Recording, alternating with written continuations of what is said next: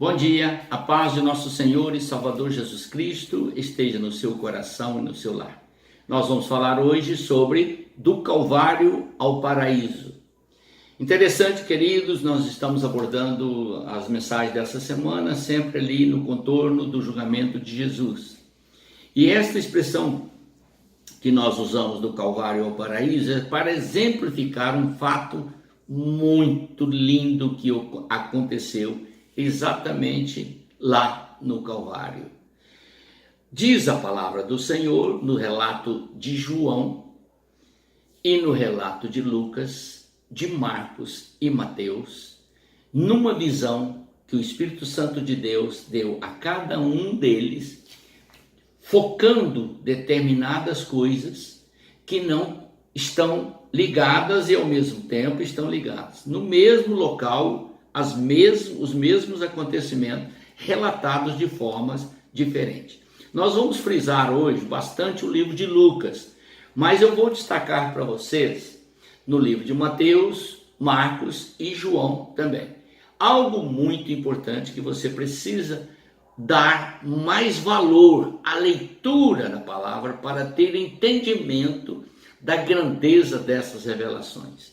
No livro de Mateus, quando chegamos ali no momento da crucificação, o Mateus ele dá ênfase aos acontecimentos que estavam se dando ali.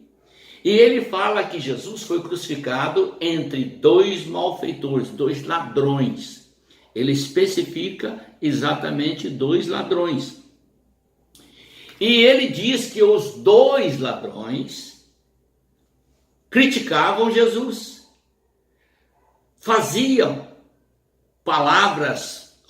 usavam palavras pesadas com Jesus. Então vamos lá ao livro de Mateus e vocês vão observar comigo agora. Mateus capítulo 27, o verso 44. Ele registrou assim, observe bem. E os mesmos impropérios lhe diziam também os ladrões que haviam sido crucificados com ele.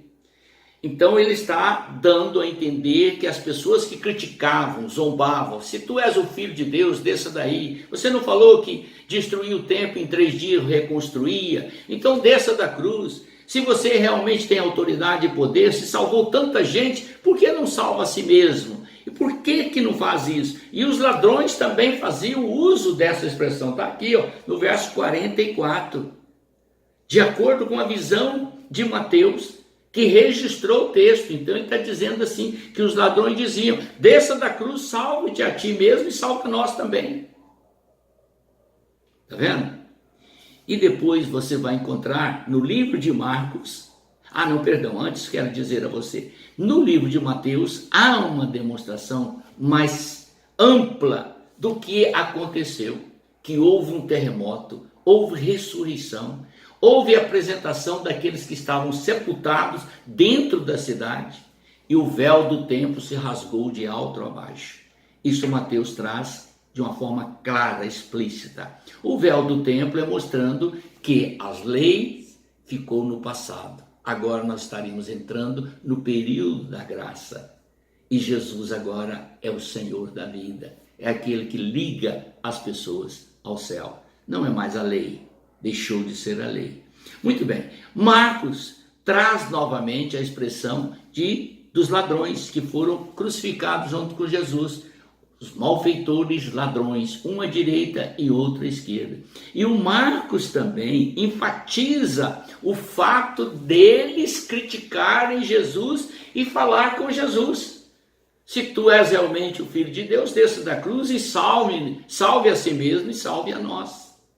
Então, para você ter uma ideia da grande força contrária a tudo quanto acontecia naquele momento, para fazer com que Jesus perdesse a resistência, ou blasfemasse, ou usasse uma expressão grosseira. Mas dos lábios dele não saiu nada grosseiro. A expressão mais carinhosa, afetiva foi: Pai, perdoa-lhes porque não sabem o que fazem. Muito lindo saber e pensar que o nosso Senhor morria E mesmo vendo tanto afronta, tanto escárnio, tanta zombaria, ele tinha a nobreza, a humildade e a riqueza de amor para dizer: Pai, perdoa-lhes, porque não sabem o que fazem. Mas algo me chamou a atenção enquanto eu estava lendo estas 4 exposições bíblicas, porque João, ele enfatiza muito o cumprimento das profecias, e enfatiza também o fato de Maria estar aos pés da cruz, e ele falar com João: João, eis aí a tua mãe, e mãe, eis aí o teu filho.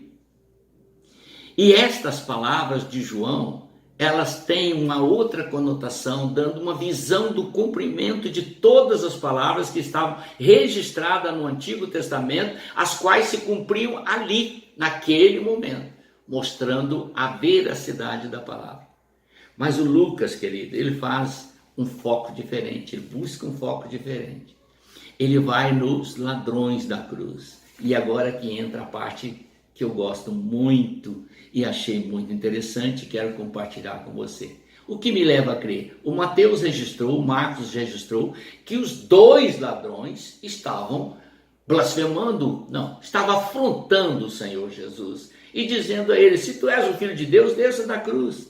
Mas o que dá a entender que durante aquele período de sofrimento e de angústia, o ladrão que estava à direita, ele observando que todas as palavras que vinham de afronta pelo grande crime que levou Jesus a ser dependurado na cruz, não eram nenhumas palavras pesadas de afronta. Eles estavam falando de coisas boas que ele havia feito. Ele havia salvado pessoas, ele havia estado no templo, ele havia obedecido a Deus, ele havia dito que era o Filho de Deus, ele havia dito que ele veio ser o Salvador, ele havia curado muitas pessoas. Por que ele estava na cruz então? E aquele ladrão caiu em si. E ele parou e pensou consigo mesmo: gente, isso está tudo errado. Eu estou aqui porque eu mereço estar aqui. Eu sou um ladrão, eu sou um malfeitor. Eu fiz muita coisa errada. Eu mereço estar aqui. E ele caiu em si. E neste momento que ele caiu em si, ele passou a ouvir o seu colega, dando continuidade às mesmas expressões, e ele então o corrigiu. Meu amigo, nós estamos aqui porque merecemos estar aqui. Nós somos culpados dos nossos crimes. Nós fizemos coisas que realmente são terríveis. Não há nada de errado estarmos aqui na cruz. Mas olha as acusações que fazem contra ele.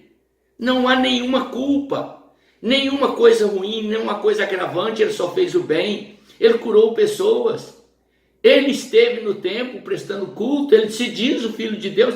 Qual o malefício que tem nisso? Então, naquele momento, ele caindo em si, refletiu, reconheceu os seus pecados, voltou-se para Jesus e disse: Senhor, lembra-te de mim quando entrares no teu reino. E Jesus então tirou do Calvário e levou para o paraíso. Coisa linda, né? Hoje mesmo estarás comigo no paraíso. Ah, meu Deus, eu não tenho expressão para qualificar esse momento, ou exemplificar, ou tornar isso compreensível, a não ser, dá para você compreender isso, querido? No momento que ele era afrontado, ele falou: Pai, perdoa-lhes, porque não sabem o que fazem. Não houve nenhuma represália da parte dele. No momento seguinte, o mesmo personagem que o afrontava caiu em si e lembra, Senhor, de mim. E ele falou: hoje mesmo tu entras comigo no paraíso. Esse é o Cristo que quer te salvar e levar você para o paraíso. Amém? Vamos orar. Pai eterno, tem muitas pessoas, ó Deus, no calvário desse mundo, sofrendo angustiantemente. Eles precisam, ó Deus, cair em si, reconhecer os seus pecados, para que o Senhor os tire dessas trevas e os leve para o reino da luz. Eu te peço essa bênção em nome do Senhor Jesus. Amém.